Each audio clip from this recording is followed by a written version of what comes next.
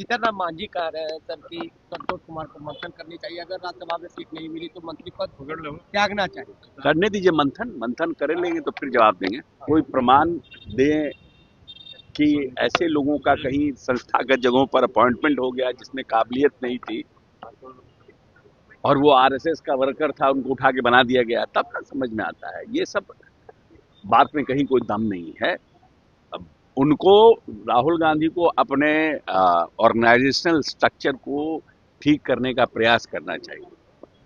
पहले वो ठीक करें। नमस्कार, आप बोले भारत देख रहे हैं। मैं हूं आपके साथ कमलेश। केंद्रीय मंत्री जीतन राम मांझी एनडीए छोड़ने की बात कर रहे हैं, मंत्री पद से इस्तीफे देने की बात कर रहे हैं और अपने बेटे से कहा है कि मंथन करो इस पर, अकेले ही इनकलाब करेंगे। हमारे पास 5% जाति का वोट बैंक है, भूमिहार भी साथ आ जाए और मुसलमान भी साथ आ जाएगा तो मुख्यमंत्री होंगे, सीधे तौर पे कहते हुए नजर आ रहे हैं।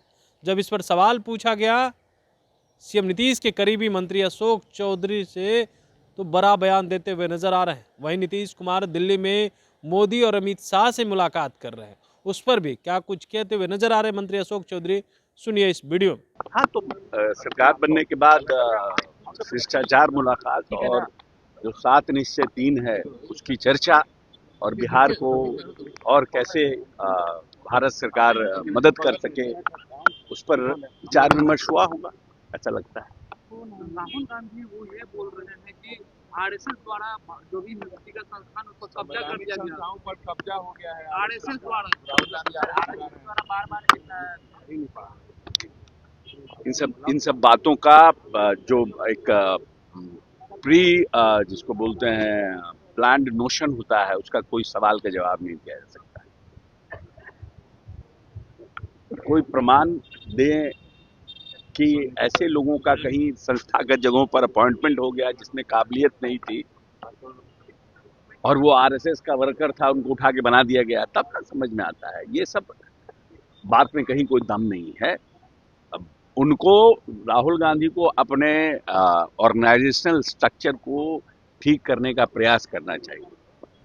पहले वो ठीक करें, बाकी आरोप प्रत्यारोप लगाने से बेटर है कि कांग्रेस के लिए अपने खुद आत्ममंथन करें, क्योंकि कांग्रेस की नैया उनके कंधे पर है कि कैसे इस नाव को इस नदी से, इस बवंडर से बाहर निकालें, उस पर चिंता करें। दूसरे के आरोप लगाने का कि वो दूसरा का कपड़ा सफेद काहे है, ये सब कहने से कोई फायदा नहीं। जीतन राम मांझी कह रहे हैं सर कि संतोष कुमार को मंथन करनी चाहिए, अगर राज्यसभा में सीट नहीं मिली तो मंत्री पद त्यागना चाहिए। करने दीजिए मंथन कर लेंगे तो फिर जवाब देंगे। तो आपने सुना मंत्री अशोक चौधरी का, वो कह रहे हैं कि पहले बाप बेटे को मंथन कर लेने दीजिए, उसके बाद हम इस पर कुछ कहेंगे।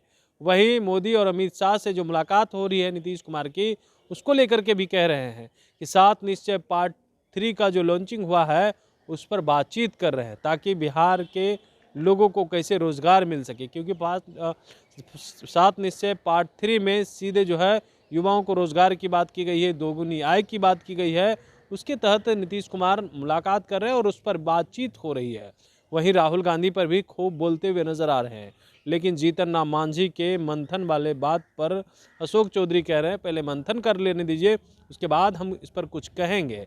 लेकिन कहीं ना कहीं जीतन राम मांझी के उस बयान से बवाल मचा दिया है। राज्यसभा सीट ने सियासी रार छेड़ दी। अब देखने वाली बात होती है जीतन राम मांझी आगे क्या कुछ करते हैं। अशोक चौधरी ने जो बात कही है, बने रहेगा बोले भाई साथ। बहुत बहुत धन्यवाद।